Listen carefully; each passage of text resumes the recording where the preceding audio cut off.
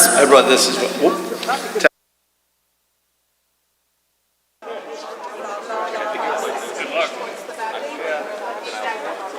Speeches. I don't like that. I don't want to hear my voice. No. Thank you. So your tab is here, but you can bring that up with you. So you're going to sit, and then they're going to introduce you.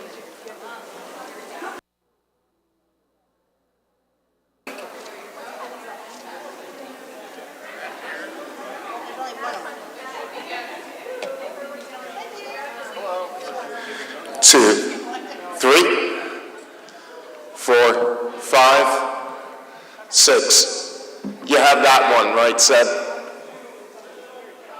Oh, 2 people are winning this.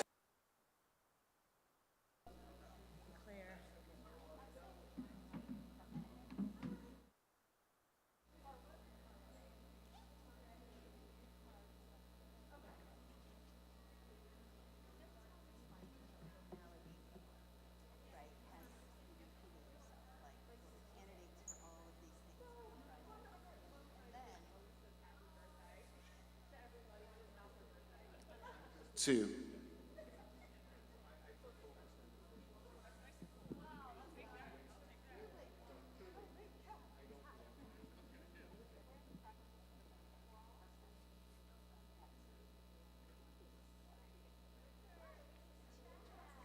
Two, 3, 4, 5. That's good. I'm going to just check this one. 2, 3, 4, 5, 6, 7, 8, 9, 10, 11, 12. Hey. Good? Thank you.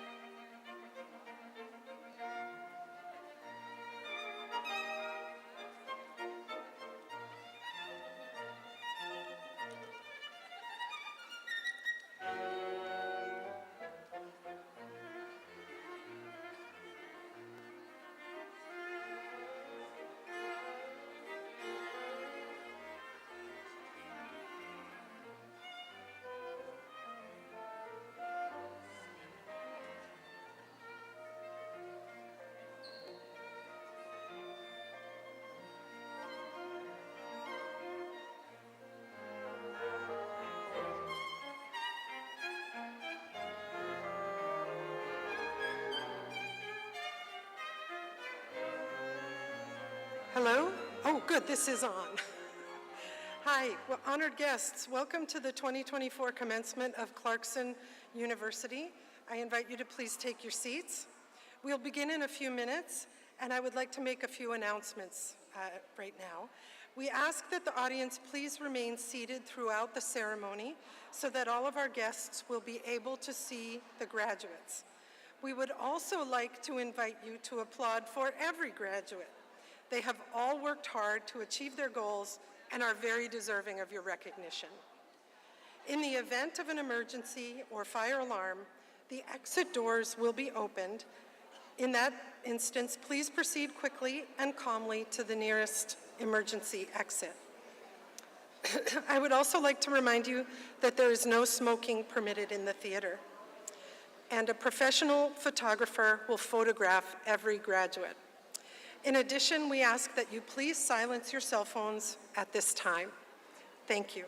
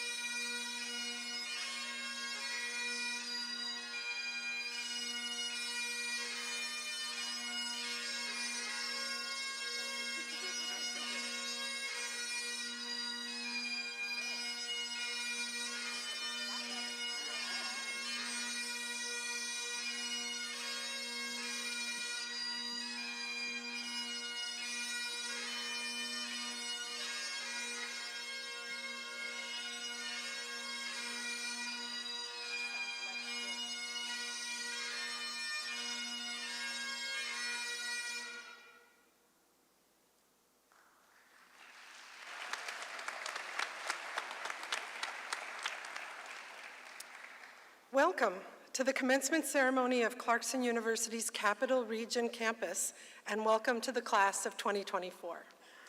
Thomas Kassouf, class of 1974, and chair of the Board of Trustees, will now open our ceremony.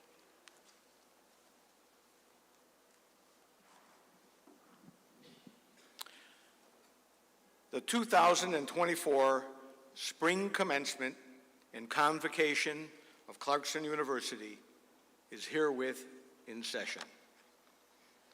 I ask you all to please rise for the land acknowledgement by Jennifer Ball, Professor of History and Social Documentation and Vice President of Diversity, Equity, Inclusion, and Access, and then the invocation by Father Richard Carlino, pastor of St. John the Evangelist and St. Anthony's Churches in Schenectady. And then we ask that you remain standing to join Moses Oscar in the singing of America the Beautiful. Thank you.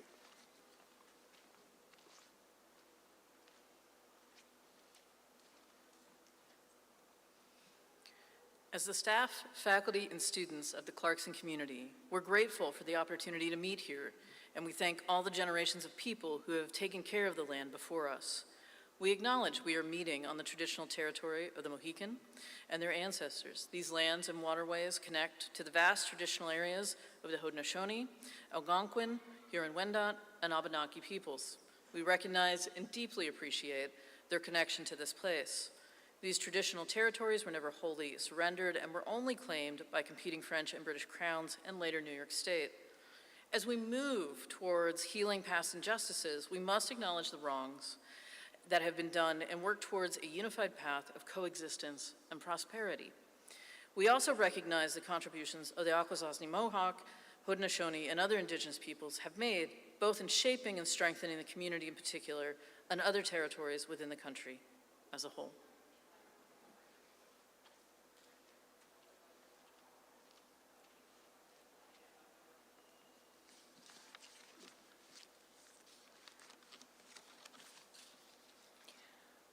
I am honored to join you all today to pay tribute to the class of 2024 graduates. These women and men are the pride of the present day and hope for the future. Because of their hard work and achievements in the areas of engineering, business administration, healthcare management, data analytics, bioethics, and education, our communities will be beneficiaries of a different world and a better one at that. Their determination to bring about that transition and change shows us that they embodied the famous dictum of Winston Churchill in his speech of October 29, 1941, entitled, "Never Give In," where he said, this is the lesson: never give in, never give in, never, never, never, never, in nothing, great or small, large or petty. Never give in except to convictions of honor and good sense. Never yield to force, never yield to the apparently overwhelming might of the enemy. So, dear men and women of the graduating class of 2024, congratulations and best wishes. Thank you for your commitment and perseverance to studies which have prepared you for a greater understanding of our world, and may you continue to enhance our world.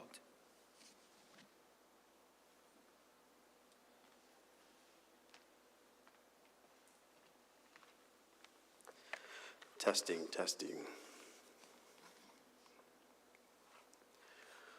Oh, beautiful for spacious skies, for amber waves of grain, for purple mountain majesties above the fruited plain. America, America, God shed his grace on thee, and crown thy good with brotherhood from sea to shining sea. Oh, beautiful beautiful for heroes proved in liberating strife, who more than self their country loved, and mercy more than life. America, America, God shed his grace on thee, and crown thy good with brotherhood from sea to shining sea.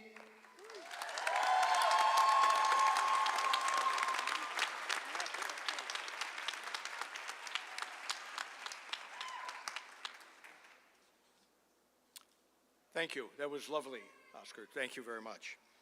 Please be seated. And now I ask that you welcome the 17th President of Clarkson University, Mark P. Christensen.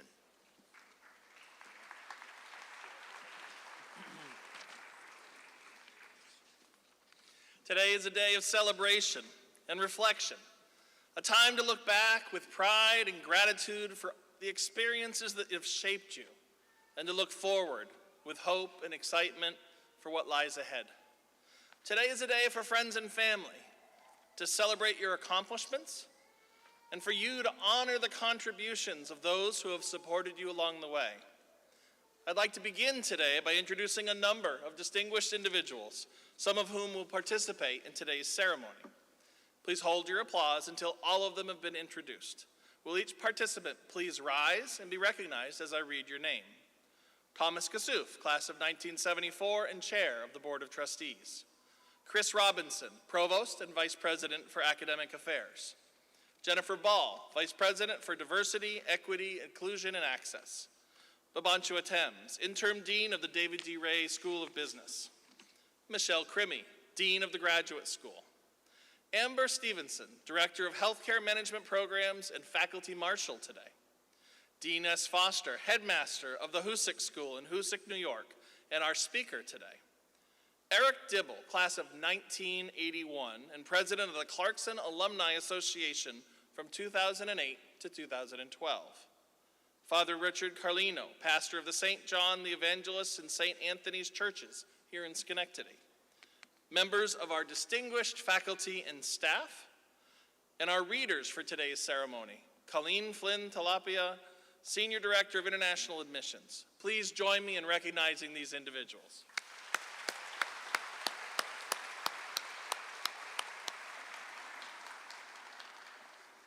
Go ahead and be seated.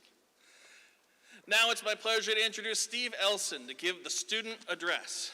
Steve Elson is graduating today with a Health Management MBA.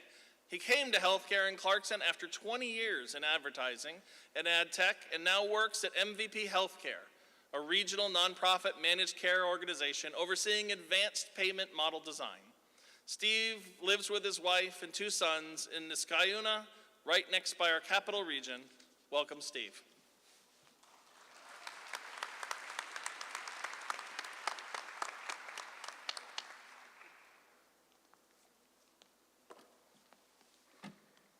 Thank you.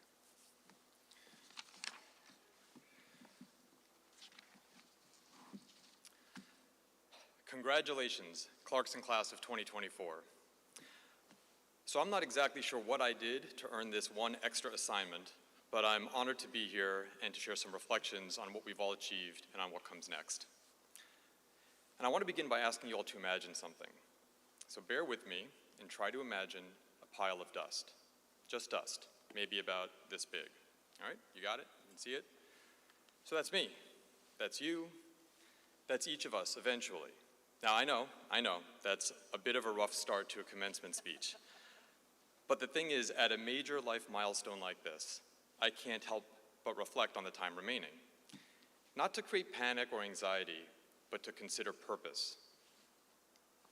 The future can seem to stretch out forever in front of us, especially in those evening classes when you've already been there for 2 hours and you still have over an hour to go. But this is a shared universal truth. We all have a limited amount of time on this planet. Recognizing our limited time can energize us to consider what we want to do with the time that we have. A couple of years ago, I listened to an interview with Oliver Burkeman, the author of a book called 4,000 Weeks, Time Management for Mortals. He described our lives as the sum total of all of the things we've paid attention to. This really stuck with me because the idea of attention combines both time with engagement. We can spend time taking classes, we can spend time working at a job, hanging out with friends, attending our own graduation ceremony. And what matters is not just the time that we're spending, but our engagement in those activities. Are we getting from those activities and contributing to those activities what we could, what we're capable of? A key question Berkman proposes we ask ourselves when making decisions about where to place our attention is not, will this make me happy? The question he proposes we ask is, does this path enlarge me or does it diminish me? Enlarge or diminish?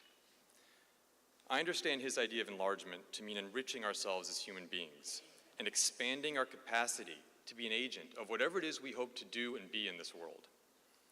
And he argues that we're not very good anyway at predicting whether something will make us happy, especially not in the long term, but that we're very good at predicting whether something will enlarge us or diminish us. Now, we've all chosen to allocate a healthy portion of our attention to earning a graduate degree at Clarkson. We didn't do this because it was the most fun thing we could think of doing. And we didn't do this because every class we took, textbook we read, assignment we completed made us happier than other things we might have been doing. We did all of that work because the attention that we've given our studies here has served to enlarge us. We've equipped ourselves with knowledge and techniques and approaches that will help us to achieve great things. For each one of us, there's a unique motivation for being here and making this investment of our attention. For me, this degree is to support a career change. For years, I've been reading about the transformation in healthcare, and the more I learned, the more passionate I became about trying to find some small way to contribute to the changes going on in how healthcare is organized and delivered and paid for. So I took a risk. I turned away from 20 years of career advancement and network building in advertising and e-commerce ad tech to pursue my new passion. When making this decision, I used a question a friend asked me many years earlier. At the time, I was debating whether or not to leave a company where I was comfortable and successful for a different job. I was laboring over this decision. My friend asked me one simple question. Is it a bet the farm decision? The farm is everything. He was asking me, what's the worst that could happen if the move were a complete failure? Was I betting the farm? Would I lose everything? Or would I have options to course correct, backtrack, and be okay? What I learned from my friend's perspective is that many paths that seem daunting at first become much more approachable when we realize they're not bet the farm decisions, that we have paths we can take if things don't work out. I did take that new job, and it did not work out at all. But I was able to course correct, and I ended up taking a different risk and joined a startup, and that worked out well. This moment represents a jumping off point, beyond which we'll face a continuous stream of decisions about what to do and how to do it. We'll be seeking, or sometimes may be able to create opportunities to pursue our passions. And sometimes those opportunities will come with considerable risk. When you're making decisions about pursuing your passion, about opportunities to allocate your attention to something you find worthwhile, maybe my friend's question will help. Now, if the answer is yes, it is a bet the farm decision, that doesn't necessarily mean you shouldn't go for it, but I would suggest extra caution and thinking creatively about how not to lose the farm if it doesn't work out. When it comes to assessing risk, the point is not to avoid failure. The point is to avoid failing to go after your best opportunities. 29 years ago, this month of June, I was here at Proctor's Theater. So I was in this building, I was in this very room, and I walked across this stage to get my high school diploma. So I can't help but reflect on those last 29 years. What I've done and not done, when I've enlarged myself and diminished myself, where I've put my attention. And of course, I'm thinking about where I'll put my attention over the next 29 years, if I'm fortunate to have them. Where will I be? I'm willing to bet I won't be back on the stage getting another diploma. And where will all of you be? To what will you give your attention? Before I wrap up, on behalf of my classmates, I want to thank all our professors for teaching and sometimes tolerating us. I thank all the administrative staff who helped us and made sure we didn't get lost along the way. And I thank all our family and friends who supported us and encouraged us and accommodated us as we dedicated a lot of our attention to our studies and were perhaps a bit inattentive in other areas. I hope to leave you now with three reflections on this moment. 1, let's recognize and embrace the fact that we are finite. Let's all use that truth to inspire us to create lives that we find meaningful. 2, let's be deliberate with our precious attention. We can do that by asking whether we're enlarging ourselves with the activities and pursuits to which we give our attention, and ultimately to which we give our lives. And let's be open to taking risks to give our attention to the things we're most passionate about. 3, let's celebrate what we've accomplished. Every one of us has a unique story for why we're here and what we hope to do next. We've all put in a lot of effort and made sacrifices to reach this moment, and we all did it. May we all use what we've learned to translate our attention into meaningful achievements during our time on this planet. Thank you, and congratulations, Clarkson Class of 2024. Great job.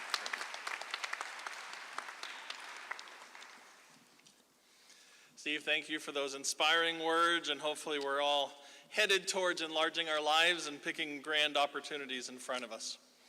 Next, we get to hear from a distinguished member of the academic community, Dean S. Foster. Dean Foster is headmaster at Hoosick School, a co-educational preparatory boarding school located in nearby Hoosick, New York. He received his bachelor's degree in history from the University at Albany and a master's in education and human development from the George Washington University. Dean has served the Hoosick School community for more than 30 years as a faculty member, a coach, a counselor, and administrator before becoming headmaster in 2011. As headmaster, he remains focused on providing the school's 240 students with the best possible learning experiences in academic, social, and athletic development through continuous improvement of all aspects of their education. And Dean is also the proud parent of a Golden Knight. His son, Colton Foster, is a rising junior at Clarkson.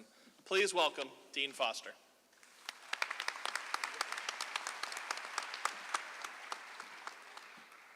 Good evening, everyone. Trustees of Clarkson, faculty, proud family, friends, esteemed guests, and of course, the graduates of the class of 2024.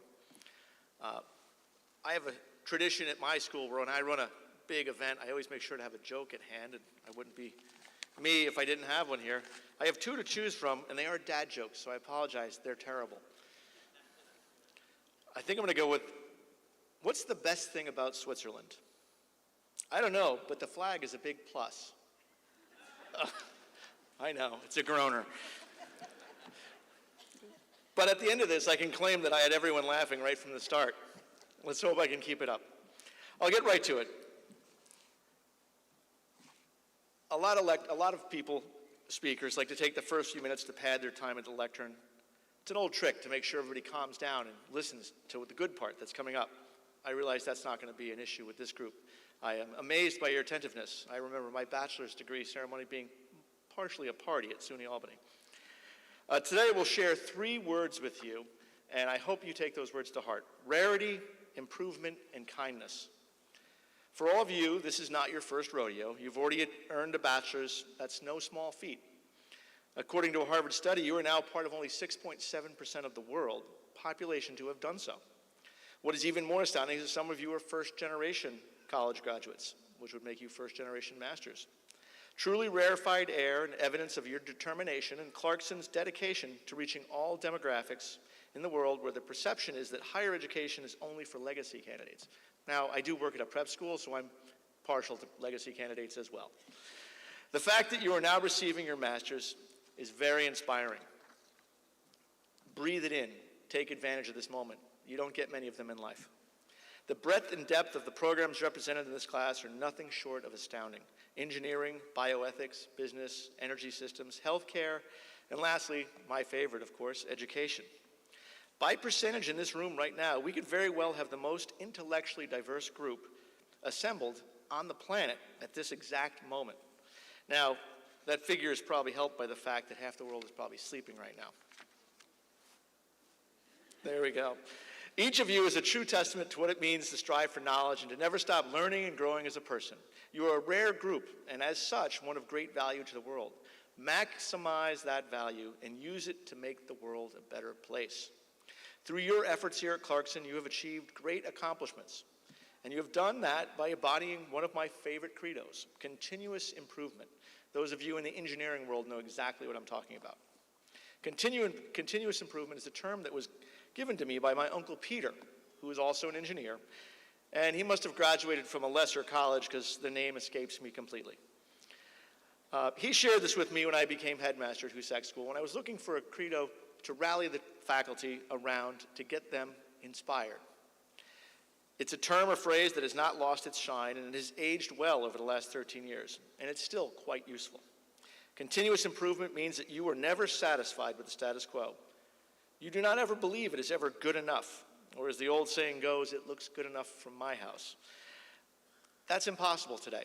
In the days of Zoom and real-time camera systems, a statement like that is unacceptable.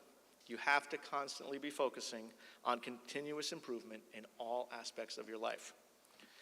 By doing that, you guarantee two things. First, that you will be, at a minimum, completely competent in your chosen field. And second, that you will never be bored. Life will always have something for you to work on, and you will be continuously challenged to be more than you were a year, a month, even a day ago. As you live your life, hopefully improving yourself and making yourself a rarity of excellence, you will do so with one very important attribute, kindness. Kindness is the last word, and without a doubt the most important. You have worked tirelessly to reach this milestone, and for that, you deserve all the applause and accolades coming your way. But as you celebrate your achievements, I hope you understand that without kindness, none of this would have been possible or worth it. Too often we see people who seem amazing and successful with all the resources in the world, but they have lost a part of themselves. They have been proud to keep others down. They relish in another's misfortune and think that it aggrandizes their own. They've lost what it means to be kind. You are here today, without a doubt, as the result of someone else's kindness. Never forget that. And make sure, as you go forward, the simple word that kindness has immense power. It is the glue that holds communities together, the light that guides us through difficult times, and the spark that ignites positive change in the world. Now, as you prepare to embark on your own journeys, whether as teachers, researchers, or in any other profession, remember the importance of kindness. Be kind to your students, your colleagues, and most importantly, yourselves. Listen to those whose voices often go unheard. By doing so, you will be showing them that kindness matters to you. Today, let us take a moment to express our gratitude to the professors who have dedicated their lives to nurturing your minds and spirits. You should thank them for their kindness. They helped you get here. Their passion and commitment have been the bedrock of the Clarkson academic community. I can attest to that in the undergraduate world, as my son is loving Clarkson, and this is my personal plug. Go Knights. To the families who have supported you through thick and thin, you should thank them as well. It's their kindness that has allowed you to get here. Graduates, you are stepping into a world that needs your talents, your energy, and most importantly, your kindness. I know I've said it a lot, but it can't be said enough. Remember that every interaction is an opportunity to make a positive impact, whether it's a smile, a word of encouragement, or a simple act of listening. You can change someone's life, you can change just their day, or you can change just a moment, but you can do that. As you move forward, carry with you the lessons learned here at Clarkson, the friendships forged, and the kindness that you've experienced and given out. Your future is bright, and it is in your hands alone. Go out there and make the world a place that is better because of you being in it, where diversity is celebrated and where every voice is heard. Congratulations. May your journey be filled with joy, success, and kindness. Thank you.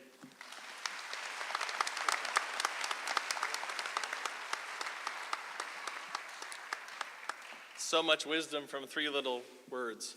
Kind of wondering what the dad joke you didn't pick was. As we begin to introduce all of you to this year's graduating class, I wanted to first start by recognizing members of the class of 2024 who have received the highest awards from the university faculty for scholarship and for the promise of outstanding professional achievement. To recognize these graduates, it is my pleasure to introduce Babantu Atem's Interim Dean of the David D. Ray School of Business.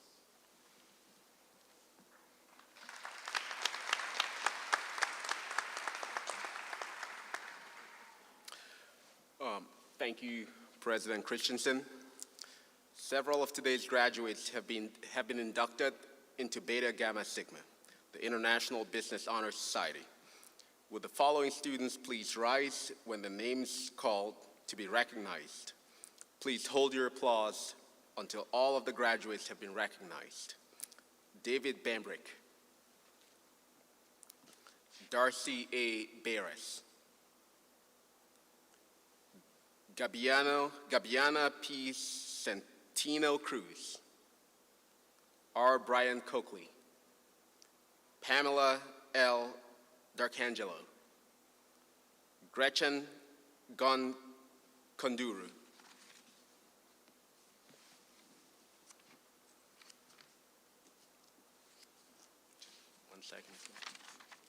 Emily Rose Hunt, Nico Jinseng Lee, Eric Antonio Lovett Jr., Alexander Michaud, Evangelos A. Moisidis, Kyla Putnam, Julia L. Salvatore. Congratulations to these graduates.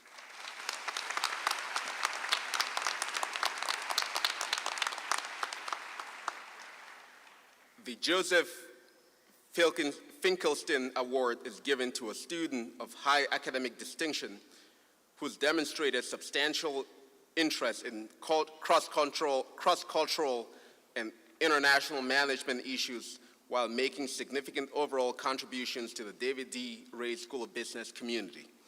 The 2024 recipient is Pamela Darkangelo.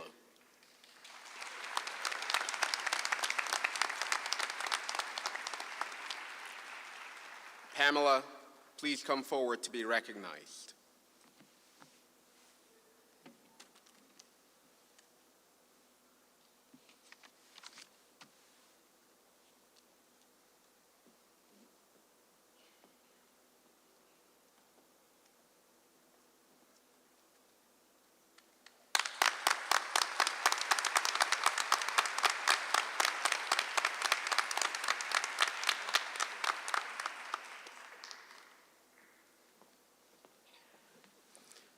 Our next award is the Alan C. Hamilton Award, which is for an outstanding student displaying academic achievement and citizenship in the David D. Ray School of Business. Our 2024 recipient is Alexander Moreno.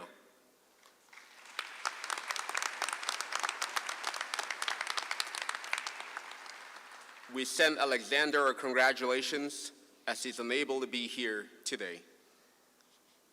I will now invite Michelle Crimmy, Dean of the Graduate School, to present our next award.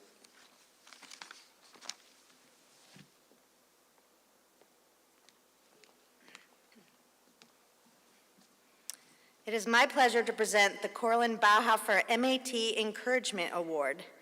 Corlin Bauhofer is one of the original team of public school teachers who designed and launched our very successful Master of Arts in Teaching program over 30 years ago. This award is presented every year to MAT students who, like Corlin, overcame extraordinary odds on their journey to becoming a teacher. This year's recipients are Peter Campisi and Claire Grande. Will Peter and Claire please come forward to receive their awards?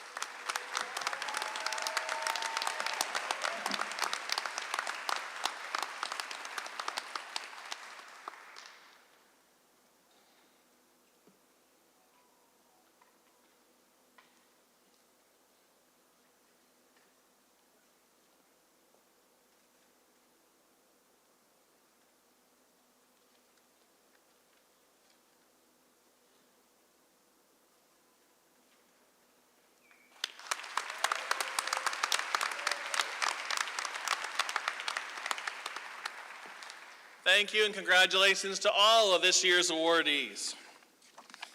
Now, the moment you've all been waiting for, the awarding of the degrees to the candidates. Dean Crimmy, will you please present your candidates?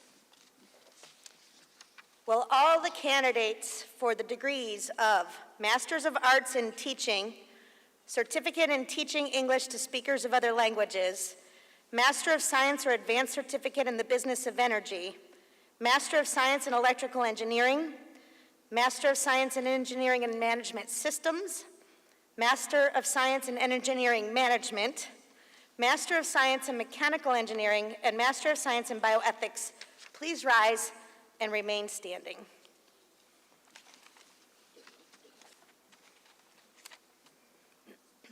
President Christensen, I am pleased to present on behalf of the faculty the candidates for the degrees of Master of Arts in Teaching, Certificate in Teaching English to Speakers of Other Languages, Master of Science or Advanced Certificate in the Business of Energy, Master of Science in Electrical Engineering, Master of Science in Engineering and Management Systems, Master of Science in Engineering Management, Master of Science in Mechanical Engineering, and Master of Science in Bioethics. By a vote of the faculty, confirmed by a vote of the Board of Trustees, all transcripts reflect completion of requirements for those degrees and all the rights and privileges appertaining thereto. Will the interim dean of the David D. Ray School of Business, Babanchu Thames, please come forward and present your candidates to join the others?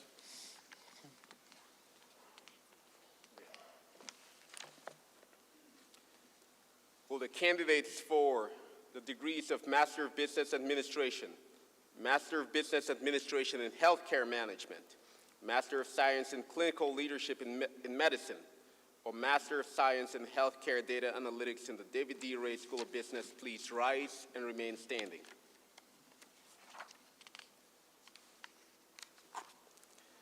President Christensen, I'm pleased to present, on behalf of the faculty, candidates for the degrees of Master of Business Administration, Master of Business Administration in Healthcare Management, Master of Science in Clinical Leadership in Medicine, or Master of Science in Healthcare Data Analytics.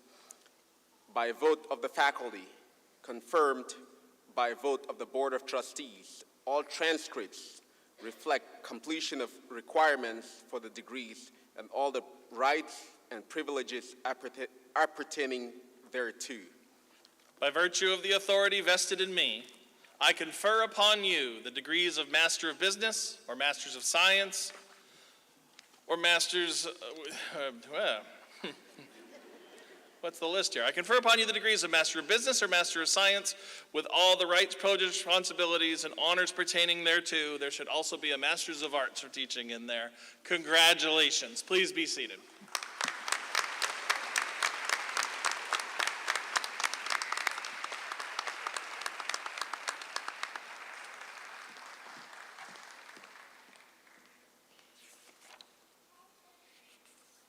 Will the candidates please come forward as your name is called to receive your diploma?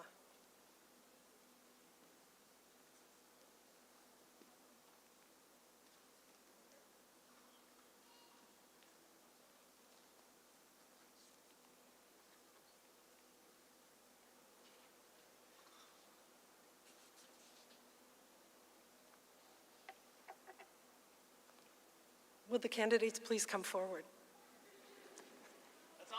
Don't you want your diploma? Thank you.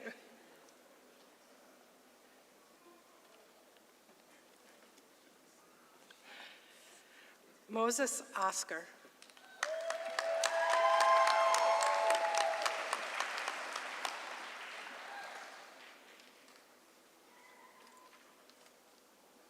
Peter Campisi.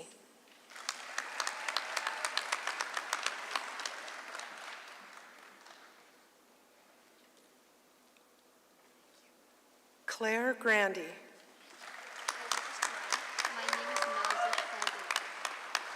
Najas Hyder.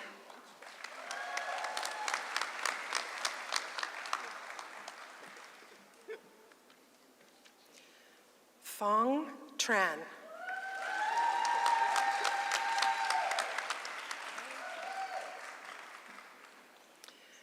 Agbor Essong Effiam. I keep.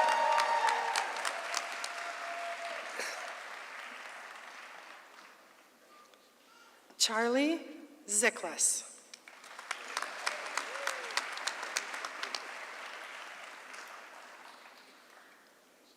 Karen Mary Fitzgerald.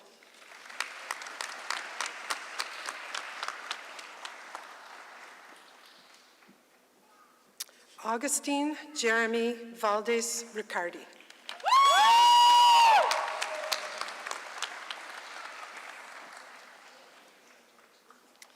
Lindsay Harwood.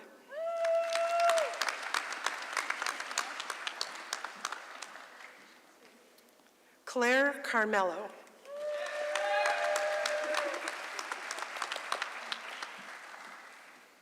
Gina Pepe.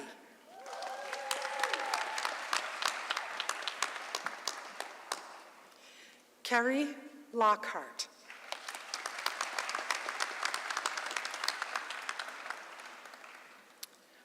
Rory Elizabeth Graham.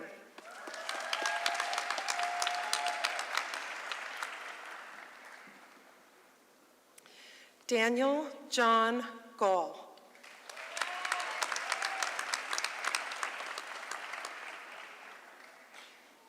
Gabriela Orozco.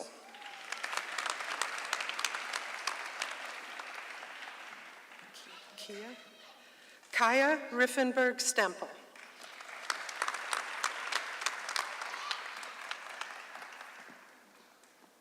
Eva Abdelnour.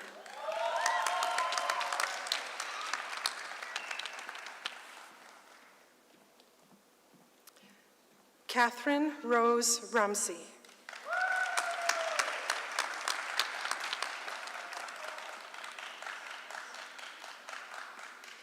Christopher Jason Estramera.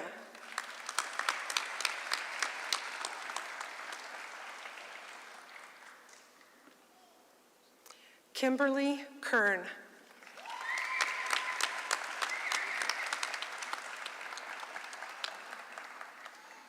Daniel Adorno.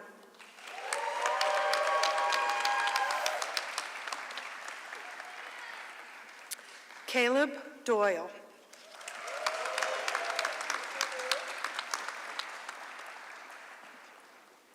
Jonathan Stander.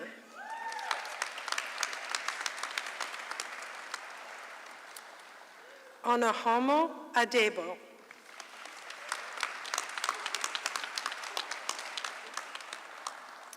Maria Patricia Perez.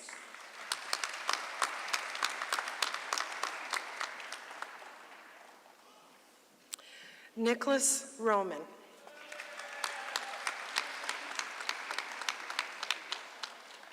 Yi La.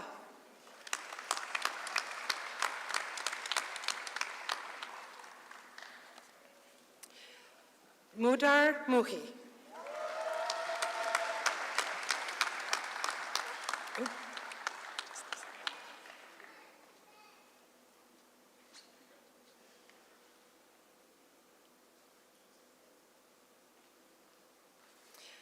Christina Gilbert.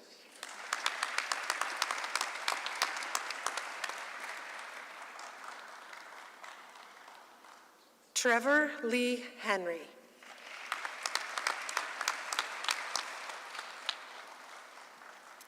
Michelle G. Para.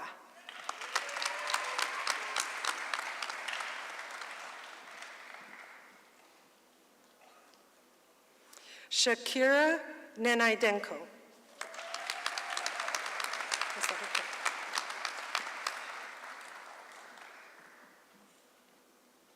Slava Nenaidenko.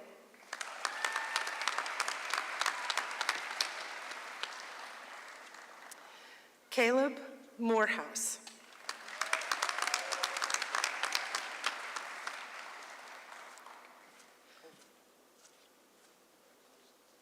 Kobe Byron Robert Stewart.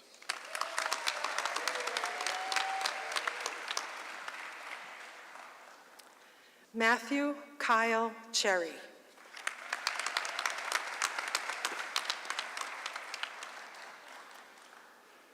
David Robb.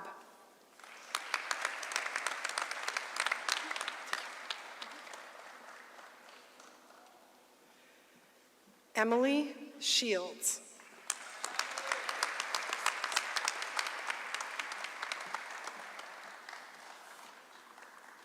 Annalise Moriles.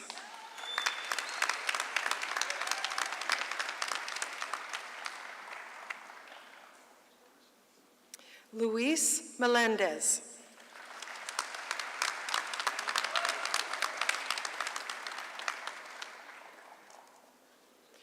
Sean Cordis.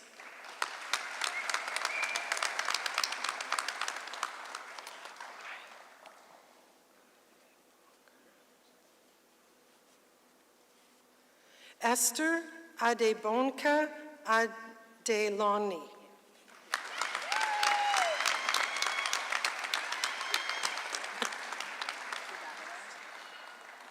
Jediah M. Francis.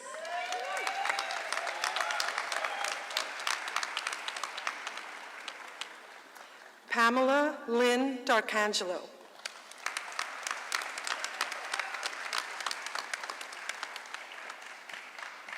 Rija Vembenil.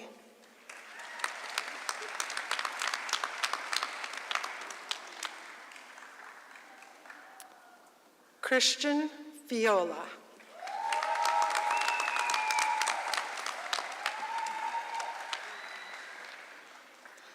Paige Lavelle.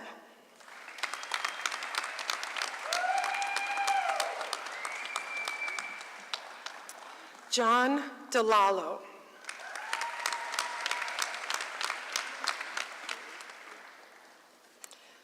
Mackenzie Lavina Rose Deno.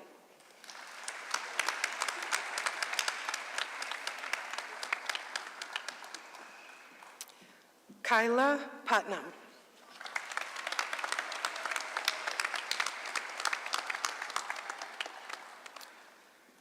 Julia Sexton.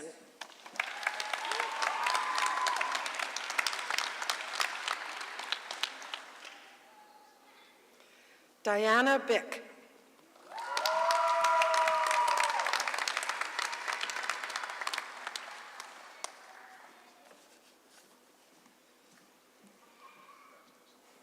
John Stephen DeJoy.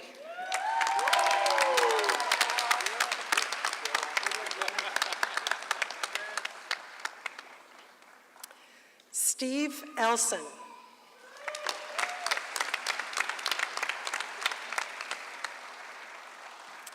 Edwin Tan.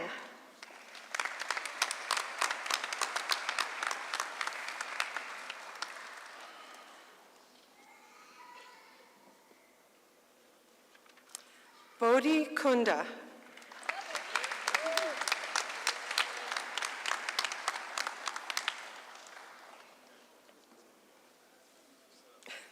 Grace Joanna Tang.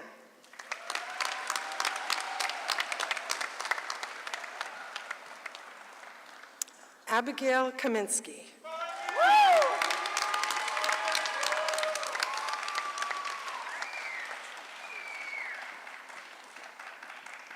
Jamie Lemire.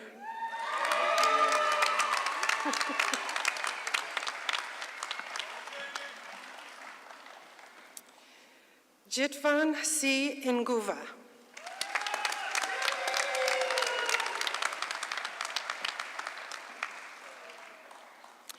Anthony Bazetta.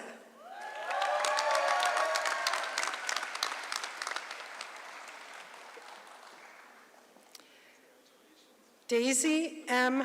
Bollinger.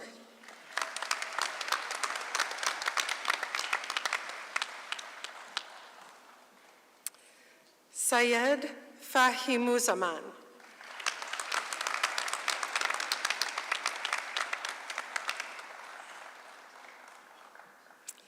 Casey Kirkpatrick.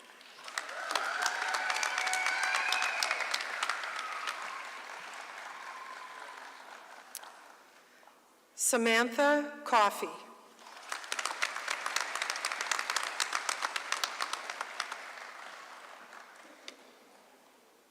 Brianne Marion Clark.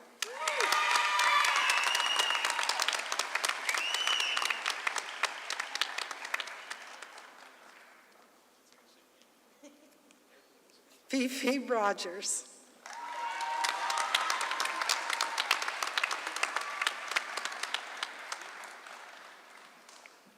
Carrie Ann Patinato.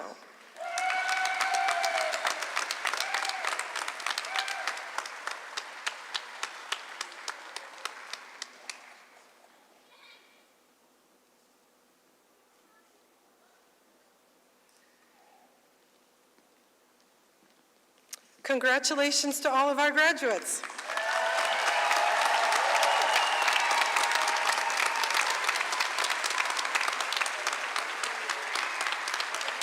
On behalf of Clarkson University, congratulations to all of our graduates. It is my pleasure to introduce Eric Dibble, Clarkson class of 1981 and former president of the Clarkson Alumni Association, to welcome you, the newest Clarkson alumni.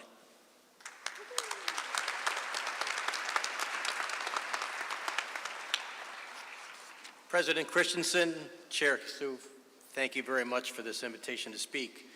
I'm the last speaker, so I'm between you and cocktail hour, I think.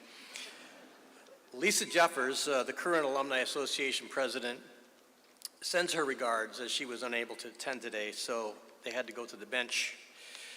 Fellow alumni, congratulations. I am honored to be the first to welcome you to the Clarkson Alumni Association. You join more than 47,000 alumni residing in 50 states, 5 U.S. territories, and 120 countries. 24 chapters bring Clarkson to areas across the United States. These local chapters, with the support of the association and the university, sponsor more than 100 events each year, offering unique opportunities to reminisce, to meet new Golden Knights, and to network. When you are settled in your next adventure, I encourage you to look up your closest chapter through the Alumni tab on the Clarkson website. I told you I'd be short. Finally, please give this some thought. Active and engaged alumni are an important part of what makes an outstanding university. I know you will look back on your Clarkson experience with favor. I hope that you stay connected, and yes, pay it forward for those who follow in the future. Congratulations, may the wind be at your back, and I, along with 47,000 others, welcome you.